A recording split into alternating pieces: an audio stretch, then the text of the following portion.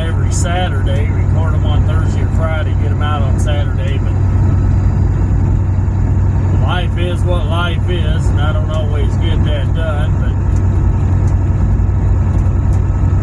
and then it's when something crosses my mind or something like that, I'm trying to get the light a little better for you. Helps. But I'm going to talk to you today just about life in general, man. And if you've watched a few of these, maybe you've caught on. I'm a preacher. And this is what I do on the side. My main goal is to serve the Lord. That's my life. I am a Christian. This is how I support that. Never let your job become who you are. Because when you die, someone else can take your place next day. Work is not life. Work is work. You work to support life. It's not what I want to talk to you about, though.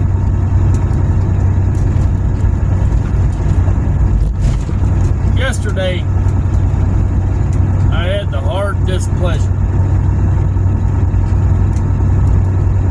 doing a funeral. It's the second funeral I've done for this family in less than a year.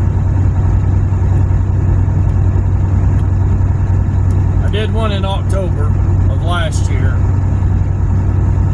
for a 15-month-old. Roughly 15 months. Same age my youngest daughter is now.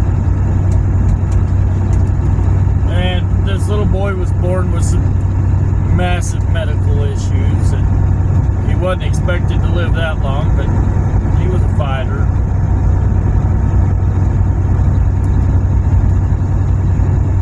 And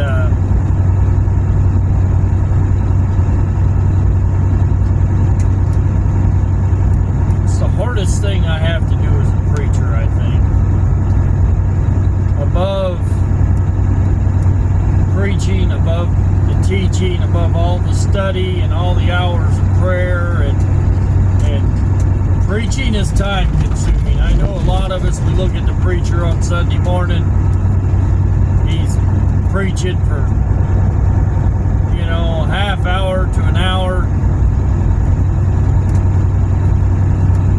We think, man, that's not too bad, but we don't look at all the things that go in behind the scenes. Now, I'm an assistant pastor of a small church, so my pastor takes a brunt of the work, but I have pastored. But I still call my church out in prayer. And by name.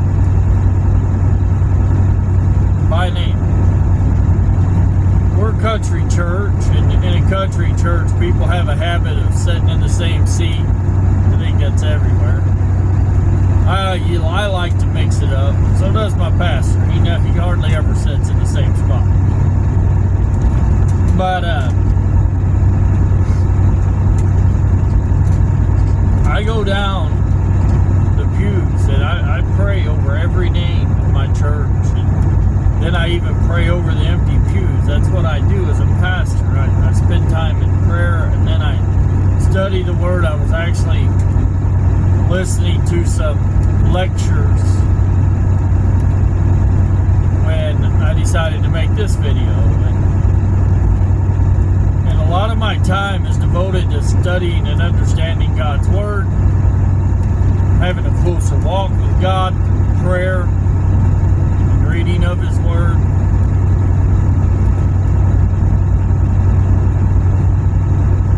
But yesterday, I did a funeral, again for this family. In October, it was a 15-month-old. Yesterday, it was a 12-year-old. She'd be 13 in December.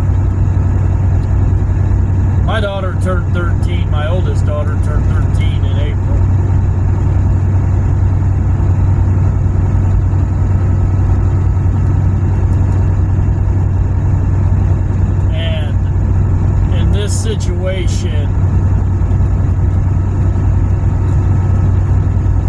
young girl was with her mom when a drunk driver crossed the road and hit them head on. A senseless tragedy that I can't make sense of.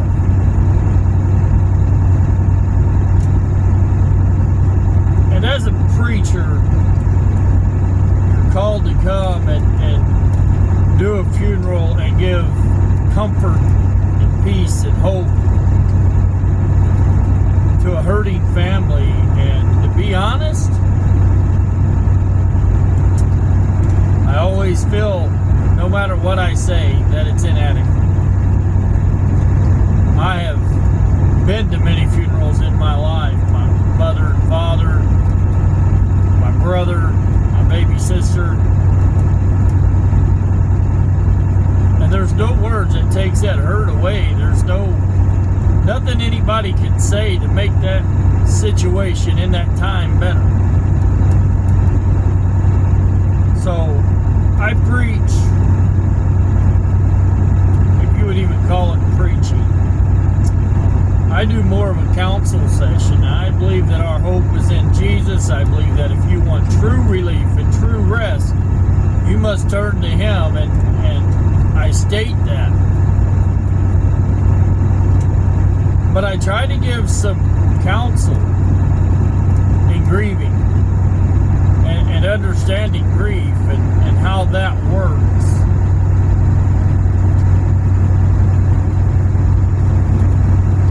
I've been to funerals where the preachers get up and all they do is preach hellfire and brimstone. They preach salvation to the sinners, and I'm like, you know, that's needed. It really is.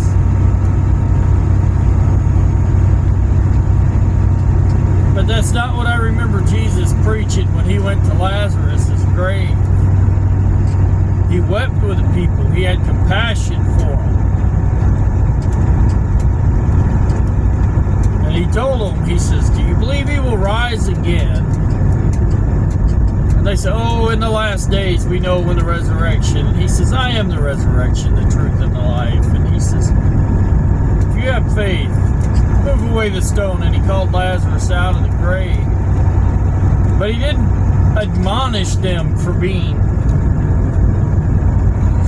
misunderstanding His words. He didn't admonish the lost. He didn't do any of that. He just gave comfort and peace and compassion. He wept with the people. I was always told that as a preacher at a funeral, you need to be, what's the word I'm looking for? Professional. I'm not. I was reading the eulogy yesterday and I stumbled over some of the names, which is something you don't want to do. And I apologize to the family, but I was so filled with compassion for them. And I empathized with them so much that I was getting choked up, and I was looking out at this man who just lost his wife 3 weeks prior in the same wreck. The mother and daughter both died from this wreck. He lost his wife 3 weeks prior. His daughter was on life support for 3 weeks. She finally passed. And I could not be professional in that moment. And I want to encourage you, if you're a young minister, don't worry about being professional in these moments. Jesus wept with those that wept. He mourned with those that mourned. He rejoiced with those that rejoiced. We are called to do the same.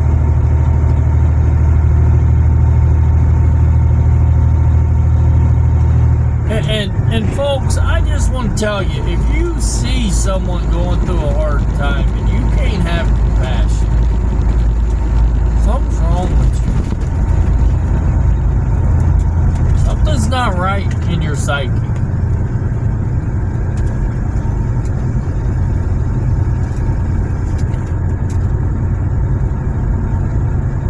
If you have suffered loss, your family's going through something grievous like this, I want to encourage you. If you know the Lord, press into the Lord. If you don't know the Lord, get to know the Lord. But in this time,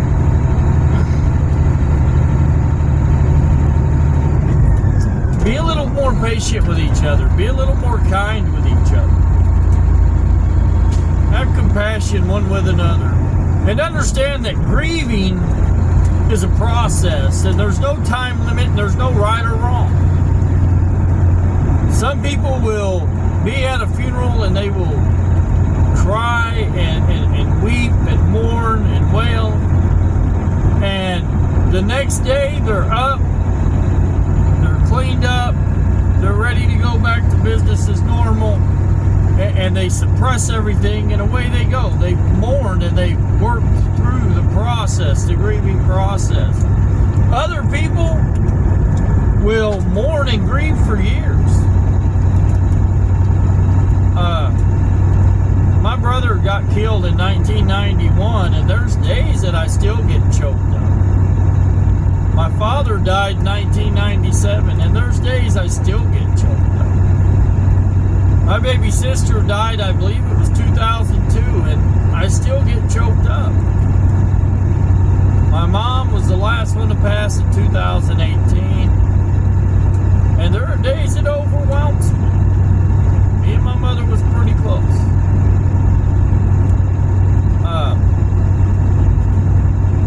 So when those times happen, just remember it's a process. There's no right or wrong. There's no time limit.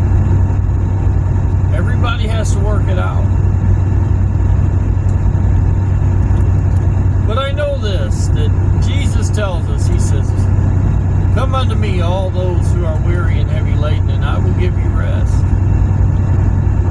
And if we just press into him, and if we'll just seek him and turn to him and look to him,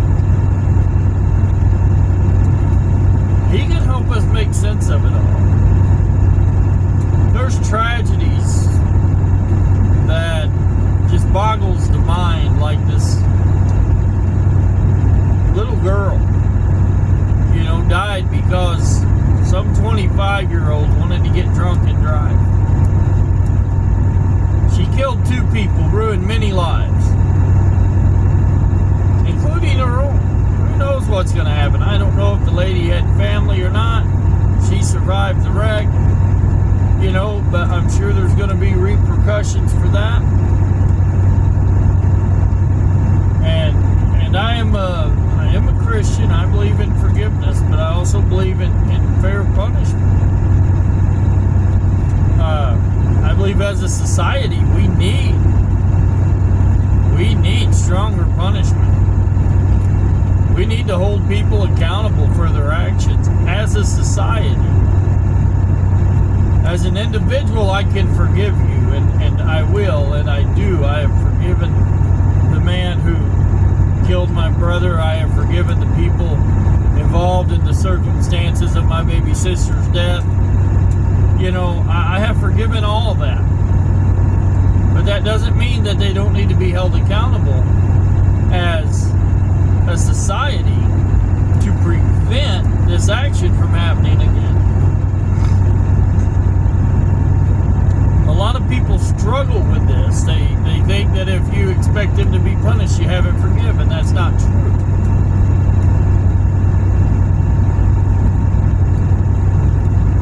But I want you to understand, and I know this might be getting a little long. I think it's about 15 minutes. Hard for me to really see the timer. But I want you to understand that if you know someone who's suffered loss, or if you've suffered loss, don't get discouraged. There's hope for tomorrow.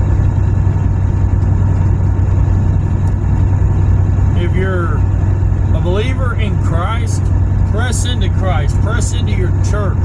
Hold tight to those relationships that are godly and that will lift you up and edify you in that respect. If you're not, I pray that you become one. I do. I believe this is the only way. But if you don't, press into those that you love. Cherish those that you love. Cling tight to those that will lift you up and help you through this. But when you see someone going through the hurt, the pain, and the agony, show a little compassion. Give a little patience. Be a little bit more kind. Even if they're short-tempered and they snap at you or they get out of the sorts with you.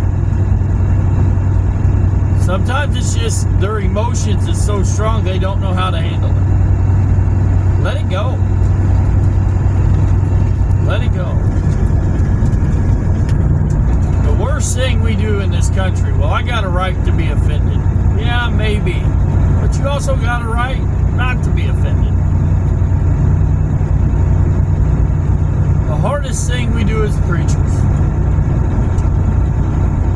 is these situations. I have sat at the bedside of people. I've prayed with them. I've done funerals.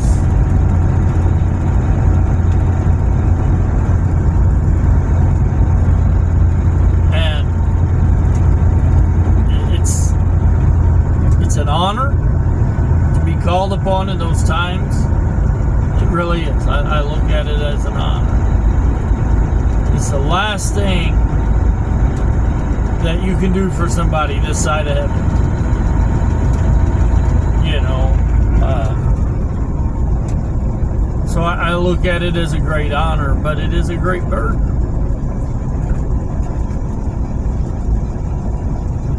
So I just want to encourage you today to look at the ones you love. Hug them a little tighter. Hug them a little longer. Let them know how you feel. Because there might come a day when you can't.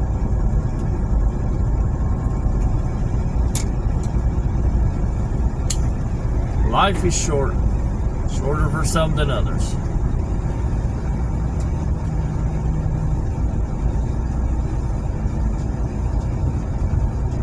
And yes, that's a movie quote. If you know the movie, let me know. But just give a little more compassion to your fellow man. Be a little gentler to your fellow man.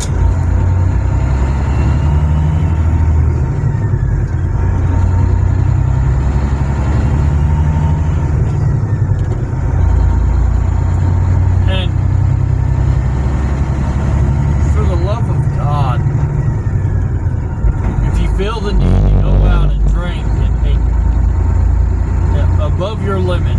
Do not get in a car and drive home. I know this lady.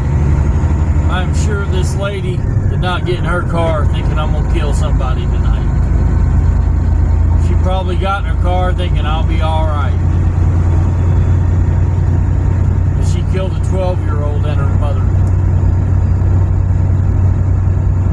and destroyed a multitude of lives.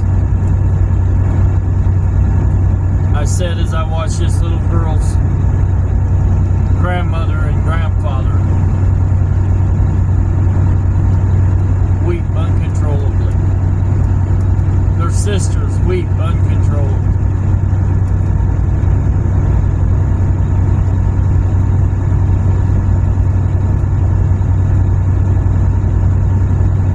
In a room full of people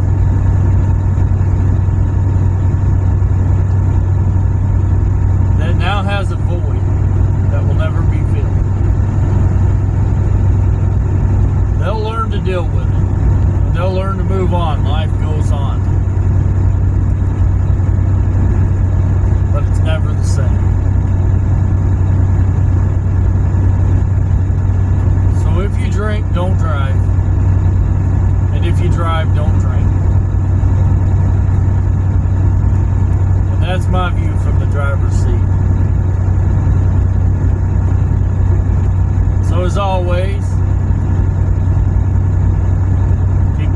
side down and the shiny side up.